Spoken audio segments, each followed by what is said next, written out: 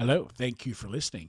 This is the near death experience of Maria, and this experience occurred in 1972. Open quote. I blacked out once on a short few blocks to the hospital while in the ambulance, coming to inside while they were wheeling me into the emergency room. After I was in the emergency room, they began working on me. I found out later I had a swished spleen, which was removed in surgery, broken ribs, and lots of bad scrapes and bruises from being dragged, and I had lost a great deal of blood. While the doctors and nurses were busy hooking things up to me, asking me questions such as my name, I felt myself feeling very weak and light. Then suddenly, I couldn't hear anything anymore. I could just see the nurses' mouths moving and knew they had been talking quite loudly to each other and the doctor, so I realized something was changing quickly. I kept closing and opening my eyes, thinking somehow that would help me hear them again. Then suddenly, I wasn't there anymore. I was zooming down the center of a huge tunnel that seemed to be lit from inside the walls of it. I could tell I was actually moving because the tunnel walls had a spiral effect to them. I remember thinking how beautiful it was and was amazed how I could be suspended in air flying so fast down the center of this huge thing. As I went through it, I began losing memory of my life and family and felt startled and alarmed at this. That has always bothered me to this day. Then I stopped moving and seemed to be floating, and I became aware of another person, or entity, with me, who had a very not quite solid form, but was more like a large white glowing energy form. This energy knew me personally. A voice like a man's voice, yet very different, entered my head and called me by name, saying, "Denise, it is not your time. You will have to go back." I responded with thought only. This seemed the only way of communicating that I didn't want to because it hurt too much. Then he moved an arm out in front of himself. It looked more like a glowing white arm of a robe, and I looked where he seemed to be pointing and saw out in front of us a pedestal with a huge ancient-looking book opened up, sitting atop of it. I thought, I want to go look at that, and I was immediately told I could not. Then he told me, "It is the Book of Answers. You cannot look into it and go back." Then suddenly, I was back moving down this huge tunnel again and returned to my body. End quote. The Book of Answers. And there are some questions here. Question. At the time of your experience, was there an associated life-threatening event? Answer, yes. Accident, clinical death. I had been run over twice by my car in a parking lot. I had started it under the hood as I had watched my dad do when it wouldn't start. The car started, but I had left it in gear, and it started moving backwards, so I chased after it and jumped in, trying to step on the brake pedal. My clog-style shoe got wedged around either the brake or the gas pedal of the car. I then was dragged, fell out, and run over, since the wheels were turned, and I was badly injured when it first ran over me. I couldn't get up in time, and when it came back around, it ran over me a second time. This happened only a few blocks from a hospital and right next to a diner where two policemen eating, so when they heard all the noise from my car, came running into the other parked cars, they ran out and called the ambulance. I prayed to God when I saw the car tire coming at me again that it wouldn't run over my head, which of course it didn't, or I couldn't be writing this to you today. Question. What was your consciousness during the experience? Answer, very alert. I would have described it in this way. I felt more alive during this experience than any other time. I felt fantastic. Everything about my physical self seemed to be working in complete harmony. I saw that I had a body and I was going down the tunnel. That's why it was so amazing that I didn't get hurt. That I didn't hurt. Question, did time seem to speed up or slow down? Answer, I had no awareness of time passing or even existing.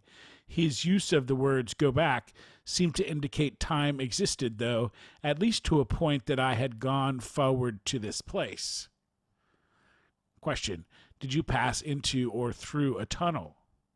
Answer, no, it was a place relative to not being here and yet exists. The only solid thing I saw was the pedestal and the book. The tunnel was very real but seemed almost organic. It was silver in color but appeared to undulate. Question, did you see an unearthly light? Answer, yes, the being of light only at the end of the tunnel. Question, did you seem to enter some other unearthly world?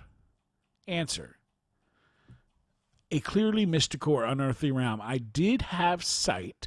I did not seem to have touch, though, or at least touched nothing and did not feel wind in the tunnel or any air temperature.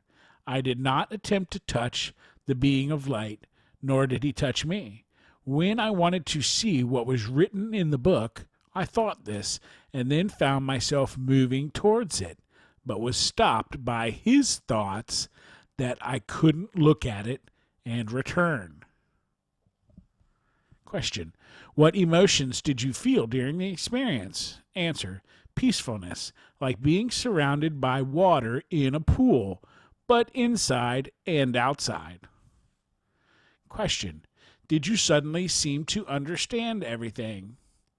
Answer, I know that he knew I existed before going there. He knew my name.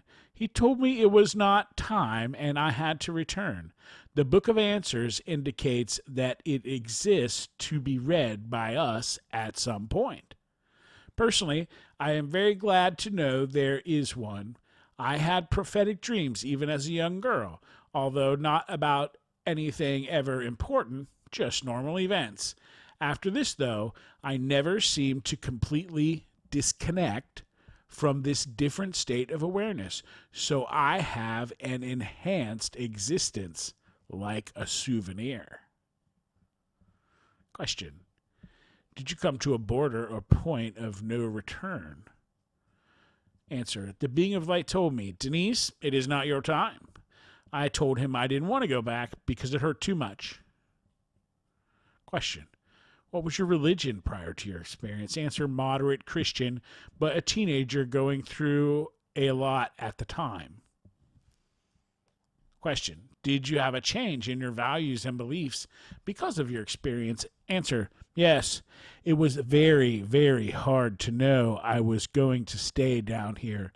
I remember feeling that if I thought hard enough about my experience and let myself relive it or feel it, I would simply go back. So it took many years to pass before I got my earth mindset again. It was difficult to take many things everybody else, especially my age at the time, did seriously. I was very glad to be back, at least after I recovered fully, which took a couple of years. But I knew and know that the most important thing in life here is treating people right, being a good person, and showing love for others. That seems to be, if not the only important thing, the most important thing by far. It seems to have a lot to do with us after we leave here. It's about what it does to us when we love others and appreciate our lives here. I realized before it says Denise and the story at the top says Maria. I'm not sure. Maybe it's Maria. Maybe Denise is her given name that she hasn't used in a long time. but it's a special name nobody else would know. I don't know. Question. Do you have any psychic, non-ordinary, or other special gifts after your experience that you did not have before the experience? Answer. Yes. I have what my aunt refers to as revelations. The night before the first space shuttle blew up, I had a vision of something blowing up in space and then the U.S. flag and felt it would affect everyone in America somehow. I didn't know what it was, and I was scared it might be a bomb or something. The next morning, the shuttle blew up when launched. Then sometimes I see pictures of headlines in newspapers. When living in California, I kept seeing a picture in my mind of the typed word firestorms. I wrote it down and told a friend about it at the time and my daughter because it kept bugging me. Then a couple of weeks later, we had terrible fires in the areas, and the newspaper headlines read, firestorms. Things like that. My family and friends are used to it now. Question. Are there one or several parts of your experience that are especially meaningful or significant to you? Answer. The worst was the sensation of losing my memory of my family as I was going through the tunnel. That made me feel sad. I would not want to forget them, but maybe it was necessary to let go of this life. The best part was knowing for the rest of my existence here that God exists. Maybe not as we think of him through the various religions, but actually so much more than that in every way. Also realizing that each and every single one of us is purposely here, not by accident, and that each of us fulfills a part that forms this shared reality. When I pray, I know the prayer is heard. All prayers are heard. This form of communication is the highest. Question. Have you ever shared this experience with others? Answer. Yes. Sometimes in talking with others, they will say something that will bring the story out. Not all of it usually, but parts of it that they needed to hear at that time for whatever reason. I love this when it happens. The mutual sharing is incredible. Recently, standing in a checkout line, it happened. I noticed a woman's purse in front of me and said how pretty it was, and we began talking. In less than a couple of minutes, we were both exchanging near-death experiences. It was the first time that had happened to me. We both, as it turned out, felt compelled to speak with each other, and we both felt we recognized each other somehow as well. That was very exciting and strange, too. Question. Is there anything else you would like to add about your experience? Answer. Yes. One thing that is interesting is that when I returned to my physical body, which was different from the body that stayed with me, I felt that my skin was much too small for me. It was tight and inflexible. I could actually feel my skin. This did go away after a few days. I kept complaining about this to the nurses, my surgeon, and my family. That must have been odd sounding to them. Question. Are there any other questions that we could ask to help you communicate your experience? Answer. I think this was a very good questionnaire. It helped me recollect a lot that I hadn't thought about in a very long time and write about it, which I wasn't at first comfortable with. After doing so, though, I feel better about it and glad that I can share this. When I had this experience in 1972, I had never heard anybody else talk about near-death experiences or tunnels with lights or anything else like it. The first time I read about a similar experience was in a Reader's Digest my parents had. I got so excited I went running through the house looking for them, pointing to it, and feeling so excited to read how someone else knew what I had felt and gone through. I don't think up to that time my parents knew what to think of it. End quote. End questions. That was a great story. Thank you for listening. Have a great day.